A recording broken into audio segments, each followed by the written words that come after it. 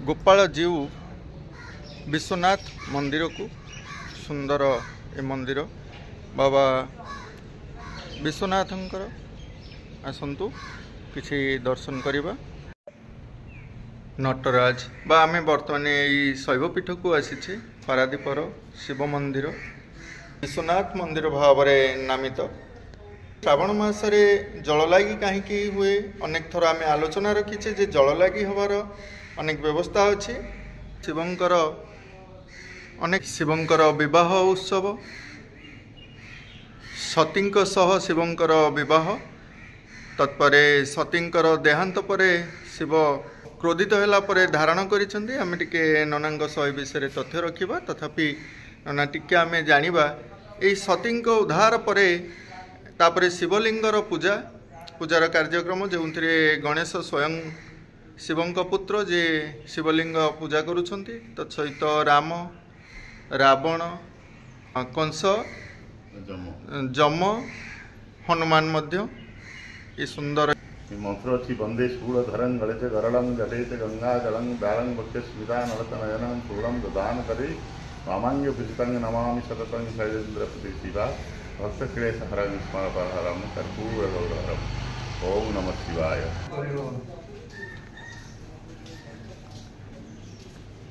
यही गोटे पीठरे गोपाल जीव शिव मंदिर एठारे आमे देखुचे अनेक देवादेवी पार्श्व देवादेवी भाव में अच्छा कि मुख्य भाव में शिव अच्छा गोपाल जीव नामकरण कहीं रही विषय कह गोपाल जीव नामकरण कौन है आम 1962 मसीह गोपाल बाबा बोली जड़े व्यक्ति सी ठाकुर को आनी स्थापन करते 1962 मसीह बंदर शुभ देते नेहरू 1963 मसीह आमर पत्रिका महल नेहरू बंगला थे पत्रिका महल जोटा एवं नेहरू बंगला से हिसाब से स्थापन करते 1982 मसीह एमआर अंग पीरियड चेयरमैन थे जो सी आनी स्थापन करते आमर जेठी खोला है बंदर है से जगह छाड़ी ये आनी स्थापन करते गोपाल बाबा आनी स्थापन कर मंदिर ना गोपाल जी मंदिर निश्चिंत मनस्कामना पूर्ण हो प्रभु पाखे पानी ढालुं ना निश्चिंत किसी मनस्कामना पूर्ण हो नहीं आम टे जानवा चाहूँ मनस्कामना पूरण पर ये माने काउड़िया भाई माने भार नहीं जल लाई मानसिक मानसिक ये जो दूर बाट जाऊँ सब मानसिक करेंगे कि 5 वर्ष कि 11 वर्ष कि 12 वर्ष जो हिसाब से ये गोटे कथा आम अनेक भिडियो माध्यम रखीचु किसी कांशरे गंजेई बहुल परिमाण में भक्त मैंने व्यवहार करुँच आज्ञा यह शिवंकर भोग अतीत में शिवंकर कहीं से भोग रूप से शिव बाछी से कथा तो आम कहीपर ना कि आम भक्त मान तो कहीपर भक्त मान कहले भक्त मान तो से मुख्य उपर पानी लगी उपर जी द्वारस्थ दौना कि बेसी तत्सहित छोट छोट पिला लक्ष्य करेंगे कौन आज्ञा शिखुंट सब शिखुंट ये भोगटी न नेले भक्त मैंने कौन जापर हाँ निश्चिंत जापर निजे चाहिए सबकि हम अच्छा भक्ति रे तो बास करते ना से भक्ति आसिले तो माने चली चली जाई परिबे पदयात्रा मध्य भल भाव रे करि परिबे किछ असुविधा होबनी आपण कोंतु एटा ठीक अवश्य नु किनु प्रसाद ऊपर तो प्रभुंकर अच्छी बोली आम ग्रहण सीटा प्रकृत आचल नुह सीटा शिव व्यवहार करते भस आम जो भांग शिव भांग व्यवहार करती कि पत्ती व्यवहार करती कि आजिकार लोकाचल हिसाब से अपदस्थ गंजेई पर मारा व्यवहार करूँ आम गंजेई भोग जदि व्यवहार न करवा आम काउड़ी यात्रा रे भाग नहीं पारिबा शिवं कृपा लाभ करिपरिबा या तो टिके दर्शन करवा आसतु प्रभुंकर ये गोटे पीठरे ये आम राधाकृष्ण गोपाल जी राधाकृष्ण आम गोपाल जी बोली कहता यही गोपाल जीव मंदिर ये पीठटी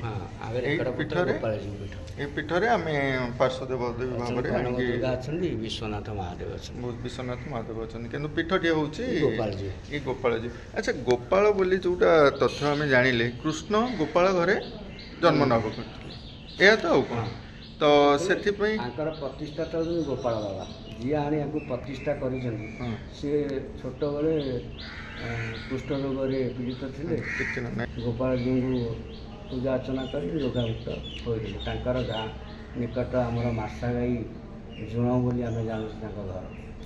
ସେ କିନ୍ତୁ ଛୋଟବେଳୁ ସନ୍ନ୍ୟାସୀ ହେଇଯାଇଥିଲେ। ସେ କ'ଣ ଏବେ ଅଛନ୍ତି ନା 2002 ଜାନୁଆରୀ 1 ତାରିଖରେ ଦେହତ୍ୟାଗ କରିছে? ଆଚ୍ଛା, ସମାଧି ନେଲେ ନା ମନ୍ଦିରରେ ସମାଧି ଯାହା ହଉ ତାଙ୍କରି ପାଇଁ ଆଜି ଆମେ ମାନେ ଏଇ ସ୍ଥାନରେ ପହଞ୍ଚି ଗୋପାଳଜୀ ମନ୍ଦିର। ତାଙ୍କ ନାଁରେ ଗୋଟେ ସ୍କୁଲ ବି ସବୁ ଗୋପାଳ ବାବା ପ୍ରତିଷ୍ଠା କରିଥିଲେ। ତାଙ୍କ ସ୍କୁଲ ନା ଗୋପାଳଜୀ ସ୍କୁଲ। ଏ ଗୋପାଳଜୀ କୃଷ୍ଣ ମଧ୍ୟ ବାଲ୍ୟ ସମୟରେ ଅନେକ ଶିକ୍ଷା ଦେଇଥିଲେ ନାଇଁ କି? ବ୍ରାହ୍ମଣ ହିଁ ପୂଜା କରିବେ, ଅନ୍ୟମାନେ ପୂଜା କରିପାରିବେ ନାହିଁ। ଘରେ ଆମେ ଫଟୋ ପୂଜା କରୁଛେ ନା? ହଁ, ନାଇଁ ଫଟୋ ପୂଜା କରିପାରିବା। ଆମେ ମନ୍ଦିର ମାନଙ୍କରେ ଯେଉଁ ରଖୁଛେ, ଆମେ କ'ଣ କରୁଛେ ନା କିଛି ଗୋପାଳ ବନ୍ଧୁ ମାନେ ଯେଉଁଠି ଅଧିକ ଅଛନ୍ତି ସେ ଜାଗାରେ ଆମେ କୃଷ୍ଣଙ୍କ ମନ୍ଦିର ମଧ୍ୟ କରି ପୂଜା କରୁଛନ୍ତି। ଜଗନ୍ନାଥ ମନ୍ଦିର ହଁ, ପୂଜା କରୁଛନ୍ତି। ସୁପ୍ରିମକୋର୍ଟ ନାହିଁ ହିସାବରେ ସୁପ୍ରିମକୋର୍ଟ ରାୟ ଦେଲେ ଯେ ସମସ୍ତେ ପୂଜା କରିପାରିବେ। ଆଚ୍ଛା, ନା ହଉ, ବହୁତ ବହୁତ ଧନ୍ୟବାଦ।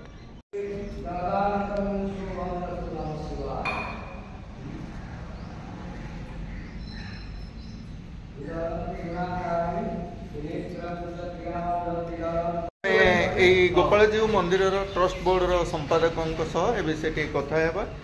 ଆଜ୍ଞା, ବର୍ତ୍ତମାନ ସମୟରେ ଆମର ମନ୍ଦିରକୁ କିଛି ଭକ୍ତମାନେ କମି ଆସିଛନ୍ତି ବୋଲି ଯାହା ଆମେ ଅନୁଭବ କରୁଛୁ। ଆପଣଙ୍କର ଏ ମନ୍ଦିରରେ କିଛି ସେମିତି କାର୍ଯ୍ୟକ୍ରମ ରଖିଛନ୍ତି କି? ପୂଜାବିଧି କିମ୍ବା ଝଡ଼ା ଫୁଙ୍କା ଏସବୁ ଯେଉଁ ମଠ ମନ୍ଦିରରେ ଅଛି ସେଇଠିକି ଲୋକମାନେ ବହୁ ପରିମାଣରେ ଯାଉଛନ୍ତି। ଆପଣଙ୍କର ଏ ସ୍ଥାନରେ ସେମିତି କିଛି ଅଛି କାର୍ଯ୍ୟକ୍ରମ କି? ନାଇଁ, ଆମର ସେମିତି କିଛି ନାହିଁ। ଆମର ଏ ମନ୍ଦିରର ମହାତ୍ମ୍ୟ ଅଛି।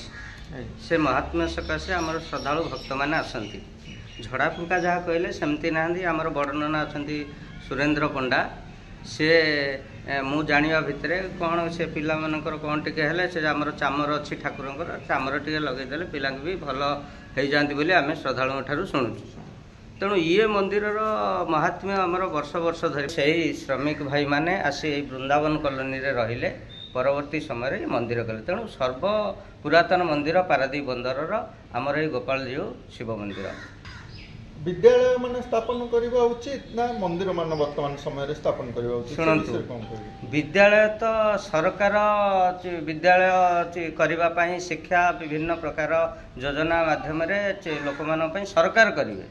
ତେଣୁ ମନ୍ଦିରକୁ ତ ସରକାର ଯେହେତୁ କରୁନାହାନ୍ତି, ଇଏ ସାଧାରଣ ଲୋକଙ୍କର ଆସ୍ଥା ଉପରେ କଥା, ଭକ୍ତି ଭାବନାର କଥା। ତେଣୁ ମନ୍ଦିର ଆଉ ବିଦ୍ୟାଳୟ ଆକୁ କାହିଁକି ଯୋଡ଼ିବା? ବିଦ୍ୟାଳୟ ସେ ସରକାର କରନ୍ତୁ, ମନ୍ଦିର ଲୋକମାନଙ୍କର ସୁବିଧା ସମସ୍ତଙ୍କର।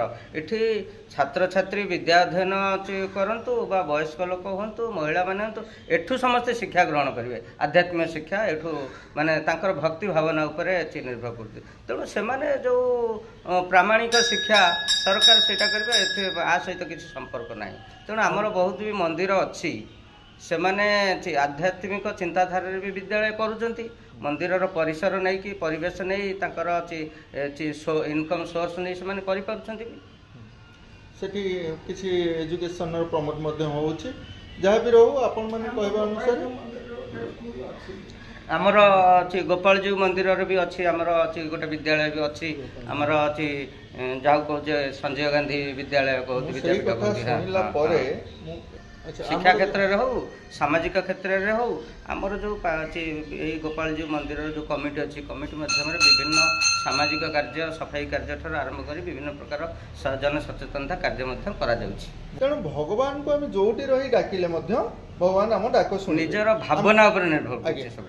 ଆମେ ମନ୍ଦିର କାହିଁକି ଆସିବା? ମନ୍ଦିର ନ ଆସି କ'ଣ ଆଜ୍ଞା ଆମେ ଘରେ ରହି ଠାକୁରଙ୍କୁ ଡାକିଲେ ଠାକୁର ଆମ ଡାକ ଶୁଣିବେନି କି? ସେଇଟା ତ ଅଛି। ଭଗବାନ ତ କହିଛନ୍ତି, ମୋତେ ଯଦି ଭକ୍ତିର ଅନ୍ତରର ସହିତ ଡାକିଲେ ତମେ ଯୋଉଠି ଥିବ ମୁଁ ସେଠିକି ଯିବି, ମୋ ପାଖକୁ ଆସିବାର ଆବଶ୍ୟକତା ନାହିଁ। କିନ୍ତୁ ମନ୍ଦିର ପରିସରଟା ଅଲଗା, ଏ ପରିବେଶଟା ଅଲଗା। ଏ ଯେଉଁ ଆମେ ଘର ତିଆରି କରୁଛେ, ବାହାରେ ବସି ଠାକୁରଙ୍କୁ ଡାକୁଛେ, କିନ୍ତୁ ଏଠି ଗୋଟେ ଭାବନାଟା ଏମିତି ଢାଞ୍ଚାରେ ଆମର ଆଧ୍ୟାତ୍ମିକ ଭାବନାରେ ପରିବେଶଟା ତିଆରି ହେଇଛି, ମନ୍ଦିରଟା ତିଆରି ହେଇଛି। ଏଠିକି ଆସିଲେ ଗୋଟେ ଆମର ଭକ୍ତି ଭାବନା ସୃଷ୍ଟି ହୁଏ। ଆଜ୍ଞା, ତାହା ହିଁ ଥିଲା। କାହିଁକି ନା ଘରେ ରହିଲେ ଆମେ ଜଞ୍ଜାଳ ଭିତରେ ବୁଡ଼ି ରହିଥାଉ। ସେଥିପାଇଁ ଘରେ ଆମେ ଭଗବାନଙ୍କୁ ହୁଏତ ଠିକ୍ସେ ଆମେ ଭକ୍ତି କରିପାରିନଥାଉ। ସେଥିପାଇଁ ଆମେ ମନ୍ଦିରକୁ ଆସିଥାଉ। ଏହା ହିଁ ତ ଥିଲା। ନିଶ୍ଚିତ। ହଉ ଆଜ୍ଞା, ବହୁତ ବହୁତ ଧନ୍ୟବାଦ। ଗୋପାଳଜୀଉ ମନ୍ଦିର ପ୍ରାଙ୍ଗଣରେ ଯଜ୍ଞ ଘର, ଏ ଯଜ୍ଞ ଏଠାରେ ଯଜ୍ଞ ମାନେ ଆମେ ଟିକେ ଜାଣିବାକୁ ଚାହୁଁଛୁ। ଏତେ ସୁନ୍ଦର ଯଜ୍ଞପୀଠଟି ଏଠାରେ ଅଛି। ଏ ଯଜ୍ଞଟି କେତେ ଦିନ ଧରି ହୁଏ? ଯଜ୍ଞଟିର ନାମ କ'ଣ ଥାଏ?